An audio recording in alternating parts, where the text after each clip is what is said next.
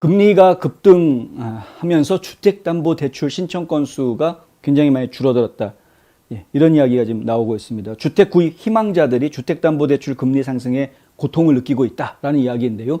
지금 30년 만기 고정금리 주택담보대출 금리가 전국 평균에서요 5%를 넘어섰습니다. 전국 평균. 그러니까 뭐 어떤 지역에서는 5% 이하의 금리를 모기지 이자를 받으실 수도 있겠지만은 5% 이하의 모기지 이자를 받으면은 그나마 럭키한 거다. 이제 이런 말들이 나오는 상황이 된 것이고요. 평균적으로는 5%를 넘어섰다. 어떤 지역에서는 5% 넘는 모기지 이자를 내야 되는 겁니다. 30년 고정으로 하는데도 불구하고. 지금 이제 평균 금리가 현재 5.02%다라고 모기지 뉴스 데일리에서 보도를 했는데 2018년 그리고 2011년 이때 이틀 동안 금리가 5%를 넘어선 적이 있었지만 지난 30년 동안 사실 5%를 넘어섰던 적이 이번 세 번째인 겁니다. 이게 이제 점점 올라갈 거다라는 이야기가 나오죠. 지금 인플레이션이 워낙 높기 때문에 주택 가격의 상승은 인플레이션을 따라잡게 돼 있습니다. 그러니까 인플레이션을 따라잡게끔 주택 가격은 올라갈 것이고 가뜩이나 비싼 집값 비싸진 상황에서 집을 사야 되는 이 주택 구매자 입장에서는 지금 은행 금리까지 올라가는 부분이 부담이 될 수밖에 없는 상황이죠. 연준은 지금 계속해서 물가가 올라가니까 물가를 잡기 위해서 시중의 통화량을 지금 더 공격적으로 줄이려고 하는, 통제하려고 하는 그런 상황이에요. 그러면서 이자를 올리려고 지난 3월에 0.25%를 올렸는데 지금 5월 달에 FOMC 회의할 때는 0.5%를 올릴 거다라는 이야기가 이미 나와 있는 상태이고요. 실제로 0.5% 올릴 것 같다. 상당히 많은 사람들이 그렇게 예상하고 있습니다. 그럼 계속 올라간다는 이야기죠. 지금 현재 전국 평균이 5%인데 이 모기지 이자가 근데 이것이 지금 5월 달 되면은 벌써 0.5% 더 올라가게 되는 거고 연말까지 해가지고 한 1.75% 어쩌면은 2% 이상 연말까지 이자가 기준금리가 더 올라가게 될 것이고요. 그러면 연말쯤 됐을 때 일반 시중의 모기지 이자는 7%, 8%를 넘어서서 거의 10% 가까이 올라가는 상황이 지금 나오게 될 것이다. 이것이 올해로 끝나지가 않는 겁니다. 내년에 가면 더 올릴 거거든요. 기준금리를. 그럼 내년에 기준금리를 더 올리게 되면은 이 모기지 이자도 더 계속해서 올라가겠죠.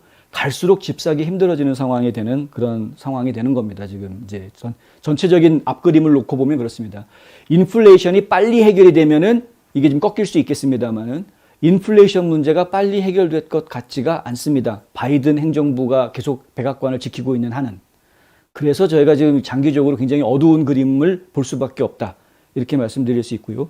연준 펀드 선물 계약 가격을 이용해서 확률을 계산하는 CME 그룹의 패드워치 2에 따르면은 보다 공격적인 금리 인상 발생 가능성이 76% 이상으로 나타난다. 뭐 제가 아까 좀 전에 말씀드린 거랑 같은 얘기입니다. 숫자적으로도 증명이 된다라는 것이죠. 연방 센서스에서 오늘 발표한 보고서에 따르면은 2월 신규 주택 매매가 77만 2천 건으로 2% 감소했다고 하는데요. 지난 1월 판매가 예상보다 큰 폭인 4.5% 감소한 데 따른 것이다. 이렇게 나와 있습니다. 그러니까 지금 이렇게 되면은 너무나 고금리로 올라가게 되면서 집값이 좀 약간은 주춤할 수 있는 것 아니냐라는 전망들이 조금씩은 나오고는 있습니다.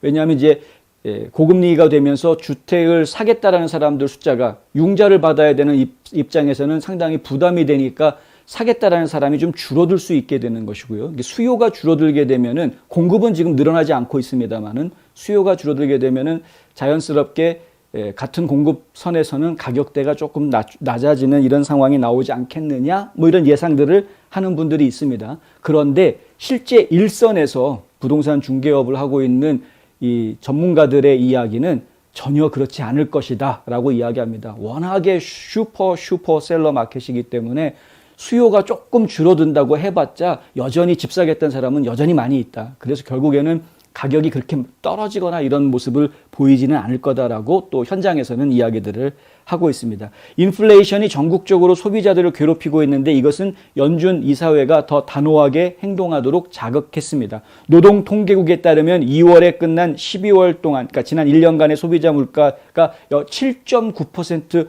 증가했다. 2월 달 기준으로 이야기하는 건데 이게 지금 1982년 이후에 가장 높은 숫자다. 40년 만에 가장 높은 물가 상승률이다. 이렇게 이야기했었죠. 근데 이게 지금 그 앞으로 더 땡겨져 가지고요.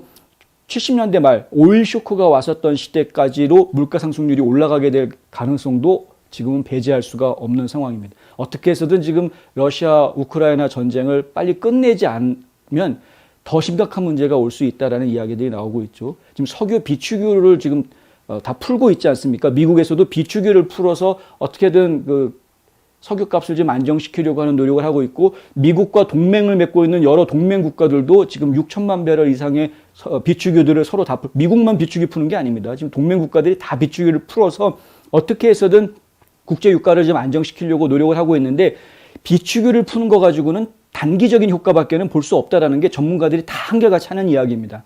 이게 근본적인 해결이 안 되는 것이죠. 결국에는 전쟁이 길어지게 되고 러시아에 대한 에너지 의존도가 높은 유럽이 계속해서 힘들어질 수밖에 러시아에다가 계속 돈을 퍼주게 되고 그리고 그러면서 동시에 우크라이나가 또 버틸 수 있게 무기를 공급을 해줘야 되고 이런 상황들이 계속되고 있는 한은 전쟁이 장기화될 수밖에 없는 것이고 전쟁이 장기화된다는 것은 에너지 가격이 결코 떨어질 수 없는 환경을 만들어주게 되는 것이고요. 에너지 가격이 떨어지지 않는다라고 하면 기본적으로 모든 물가 상승의 원인이 되는 것이고요. 물가 상승이 계속되면은 집값도 계속 올라갈 수밖에 없는 상황이 되는 악순환의 연결고리가 계속 돌아갈 수밖에 없는 상황이다. 대비하셔야 되고 지혜로운 계획과 선택을 하셔야 되는 때이다라는 말씀 드립니다.